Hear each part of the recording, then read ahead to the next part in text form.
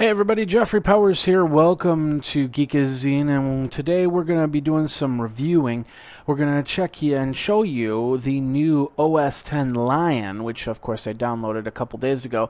Got to play with a little bit, and so I got a better idea of the new features, what happens with the download, so on and so forth. So, for all of you who haven't downloaded Lion, it's actually a pretty decent application. Of course, you need to be on Snow Leopard, and of course, your Mac has to support the operating system for Snow Leopard, let alone Lion, for that matter. So, if you've got a PowerPC, you're pretty much out of luck. Sorry, but you can stay on the operating system version you are for Mac for those. But anyway, that's neither here nor there. To get Lion, it's pretty straightforward. All you have to do is go into the Apple App Store, the Mac App Store, and download Lion. Now, if you don't have the Mac App Store yet because you haven't upgraded to that version, you need to, of course, upgrade to that version.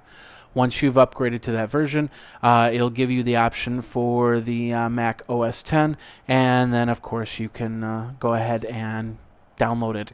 It's about 3.7 gigs, so of course be on a good connection. If you got many people watching movies and stuff like that, it might not be the best time because it's going to zap some of your internet connection just to download this. I have a 20 meg down, 2 meg up connection, and it took about 20 minutes to download the whole thing as I was watching movies on my Netflix. So once I downloaded it, it went through the install. It asked me to reboot the computer, so of course save all the documents, save all the work you were doing. It's a good idea to back up your machine as quick as possible, and before you start doing the install. It reboots the computer. Takes about, well, on my laptop, my MacBook Pro, which is an i7 2.3 gigahertz machine, it took about 30 minutes to install. So, and of course, times vary depending on what type of MacBook Pro you have or Mac you have. The faster the Mac, the faster the install is going to be. When it boots back up, and before it boots up in a Mac, this is one thing that I noticed. I actually do boot camp on my Mac because I do use Windows on this machine. And to get to a dual boot, you would hold down the Option key on the boot. And basically, there was actually a third partition once the OS Lion was installed. This is the recovery disk. Now, see, you can't get a disk anywhere. And in a couple months, they're going to be offering a thumb drive for an additional, I think it's like $20, $30. It's going to be like $79 for OS Lion on a thumb drive. Excuse me. So, right now, the only way to do that is download. So if you have a problem, then you can actually use this recovery partition to reinstall Lion if need be. Now, before you install Lion, the one thing that I always recommend is you go in and you do your permissions, repair your permissions. I'll show you how to do that. All you have to do is go over to the utilities, which is right there. We'll bring that up on the screen, cover that screen, and we'll go over to disk utility, right there. Open that up, and then inside disk utility, it gathers disk information. You choose your disk, and then of course you choose the repair disk option. I'm not going to do that right now because of course I'm running this video. So, but you need to be on this first aid tab, and then you hit the repair disk, and of course that'll check all the permissions of the programs. Not all the programs will be repairable. You might have to do it 2 or 3 times sometimes, but sometimes you'll just be permissions you'll have to pass through. Like once I put on Google Chrome, I noticed that there's a couple permissions that don't reset from there, but it's perfectly fine like that. So anyway, neither here or there. Repair your permissions, then install Lion, especially if you've got an older machine and you've done a lot of work on it, installed a lot of programs on it. Make sure that you've got your best foot forward before doing the install. So, all right, so we've installed Lion. What's the new features for Lion? Well, if we go over to the desktop, I'm going to show you this again. We'll bring this up. I got a few different icons up here. Of course, we have my my connection to the Mac the .Mac, I think it is. Yeah, of course. And then of course we have the time here, my battery, my volume, my Wi-Fi, my Bluetooth. If I've got my time machine configured, this is a special program that lets me use USB video to my main TV, and then of course Evernote, which I have open right now, and then the Spotlight feature over here. Pretty cool. Down here we have some new icons on the screen. Whoops. Let's go down here. The first one, you have the Finder, and the first icon you'll see on the left is this program called Launchpad. Now Launchpad will bring up this program right here, and if you have an iPad, this looks very, very familiar to you. This is just basically your iPad. As you can see, I have two screens. You can do multiple screens. You have the folders. Like for instance, I have the social networking folder with FaceTime, GarageBand, iCal, iChat, so on and so forth. You can create your own folders. I did this one for productivity. I put mail in here. We'll take it out to show you how straightforward it is. So we'll take mail and we'll hover it over this, and poof, it's right in, and it's created its own folder. And of course, I have a lot of other programs here too. It's a great way to see your applications without having to hit this application folder, because that gets a little bit weird looking, especially if you're trying to sort through all the applications. But anyway, so Launchpad, pretty straightforward. Like I said, if you're an iPad user, this looks very familiar. If you use iPhone, this is also pretty similar and familiar, and very, very easy to understand. All right, the next feature we have is this Mission Control. Now, as you see, as I press this, Mission Control basically is showing me everything that I have open right now. On the left side, you'll see my Wirecast. On the right side, I have two instances of Chrome. I have two windows of Chrome. One window has 5 or 6 tabs. The other one has 2 tabs in it. Up here, I've got my dashboard and my desktop. And the more stuff I have open, and you can add another screen, another places screen, I guess is what this is called, and you can really sort it from here. And that's all through this Mission Control. As you can see, you press the button, there it is, and you can go from there and bring it back and forth.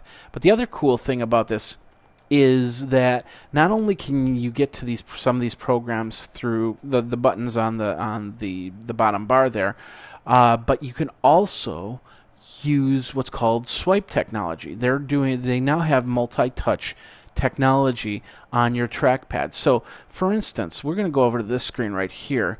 Hopefully my head won't get in the way of the screen. There's my head, of course. So, and of course, this is my trackpad right here. And then up here, you're seeing the screen. And we'll get it off that so that doesn't get too annoying. Basically, you can use different finger strokes, keystrokes, to do different things. Like for instance, you take your 3 fingers and you set them down, you swipe it over, and then of course here is your widgeted dashboard.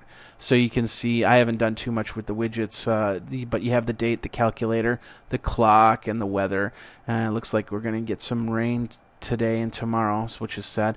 But if I move back, I just swipe back with the 3 fingers, swipe forward, swipe back. Once again, this is something that if you've owned an iPad or any tablet for that matter, you got kind of used to the back and forth, except instead of 1 finger, you got to use 3 fingers. If you use 1 finger, doesn't do anything. Use 2 fingers, doesn't do anything. Got to use 3 fingers. Another thing, as you saw, if you do use 2 fingers, they got some great functionality here. The one thing that I really enjoy is the scroll feature here.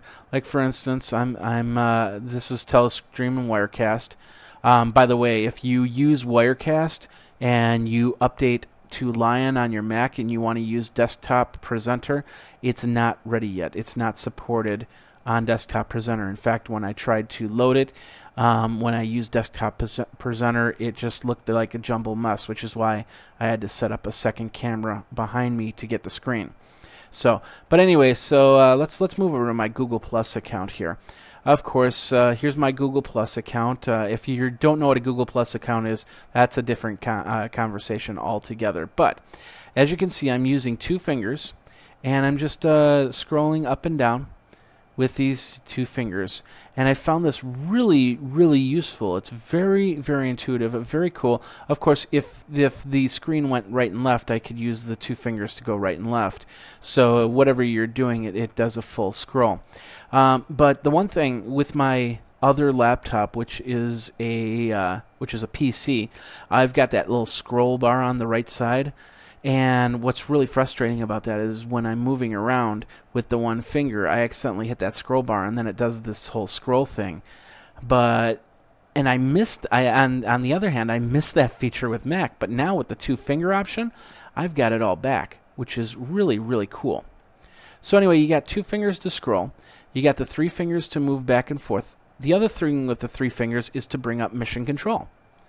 Three finger swipe up, mission control. Swipe up again. I'm on the screen that I was on.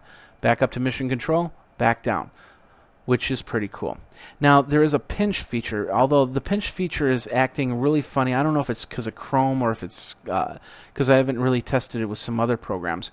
But if you take two fingers, because I try to do it this way, and it's kind of touch and go, but. As you can see, I shrunk it a little bit, but it's easier to do it this way. Now I'm scrolling it up and bringing it back down. This is great for you Photoshop users out there. Anybody that needs to zoom something in so they can see it. Any type of program that would work that way. Once again, I don't have much need on the Mac side for that, but it's kind of cool. If I need to zoom in and zoom out on a screen, I can do that, of course. So, some other features. There's also a tap, which I have to zoom in, and that seems to not work the way I've expected it to. Once again, I don't know if it's just because of the programs I have installed. I have yet to have the tap feature work for me, which I'm a little confused on that. If anybody wants to help me out with that, if you're saying, well, you're doing it wrong, then let me know. But from all the literature that I've read so far, it just says you tap on it and it's supposed to zoom in, and I haven't been able to get it to zoom in at all. So I'm kind of confused as to what's supposed to be doing there. So anyway, that's those features on the on Mac OS line. There's a lot of other great features here. Like for instance, they have an updated mail feature where they've got the programs for mail. They've improved on that. They use what's called a full screen app, which if you see on, let's see if you can see it here. On the screen, on the Google Chrome screen, you'll see this double arrow right about here. And if you press on that, that will bring that full screen. And, of course, if you want to get out of full screen, it gets a little bit trickier. You got to know how to do that. So you might want to check up on that, because I had a heck of a time the first time I tried to get out of full screen mode. But I think it's just you go up to View, and then you go to Command 0 or Command F to exit out of full screen. So it took a little bit of thinking on that. So anyway, we talked about mission control. We talked about the Mac App Store. Oh, we didn't talk about the Mac App Store. Of course, like I said, with Mac, it comes with an App Store, which is pretty cool. I downloaded a couple applications. There's a lot of free applications you can get there. Twitter's free. You can buy Adobe Photoshop Elements, which is $79.99. Of course, Final Cut Pro 10. I did this one game. This is really weird. It's called Gun Disassembly, which it lets you choose a gun, and you're supposed to learn how to disassemble it. But the problem is you need an actual mouse. The Trackpad mouse just doesn't really cut it too well. So I need to get a actual mouse to play it, because it'd be kind of fun to disassemble. It's one of those things I just had a little bit of knowledge in doing that, and it's kind of fun to do. But to do it virtually, it's really cool. So anyway, so you have the OS 10 the App Store, the Mac App Store, which is where they want you to go to download all your applications. That's where you're going to download Lion. That's where you're going to download your iLife or your iWork or anything like that. They're getting rid of disks, so eventually, which is really odd because if they get rid of disks, then the Apple Store will be open up for more hardware but not software. Then again, you have the Genius Bar. So if you have any problems with downloading OS X, you don't want to do it, you don't want to do the install, you can set up a time over at the Genius Bar and they'll do it for you. So they're really good at that. So we talked about Launchpad. Resume option was pretty cool. When I go to shut down or reboot the computer for some reason, it'll say, hey, it'll give me a checkbox. Do you want to remember the programs that it had open, and then it'll reopen it for you.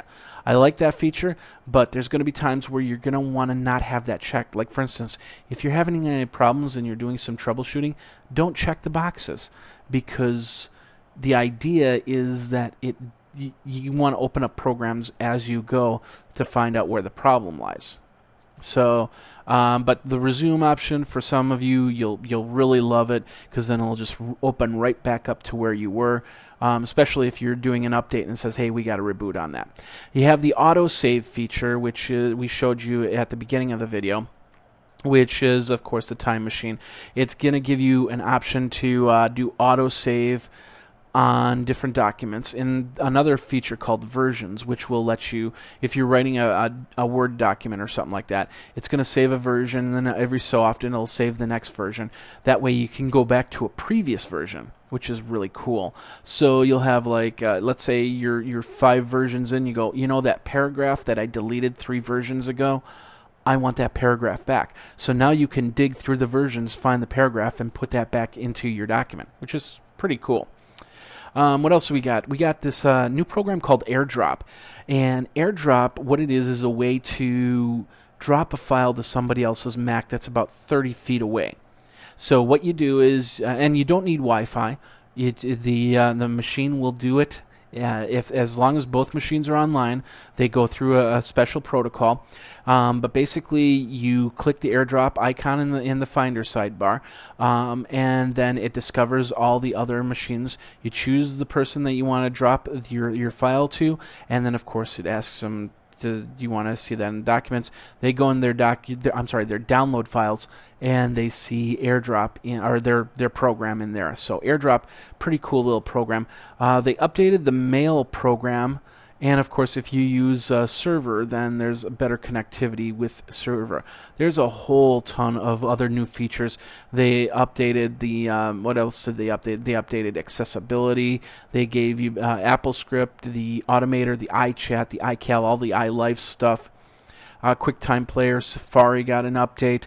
All the networking got an update, Launchpad, so on and so forth. So just a lot of great programs got updates to OS X Lion. So far so good. I am enjoying Lion a little bit more, and I'm finding myself in Mac OS X a little bit more than Windows, because I'm probably about 70 to 80% of the time I'm in Windows as opposed to Mac. But so far so good. I'm really enjoying that, and of course I don't have all the programs that a lot of other people have. So if you see any programs, any problems, let me know. Of course, my handle is Geekazine. You can find me at Geekazine, the Twitter handle down there. You can also get me at geekazine@gmail.com. What do you like about Lion? What don't you like about Lion? Let me know.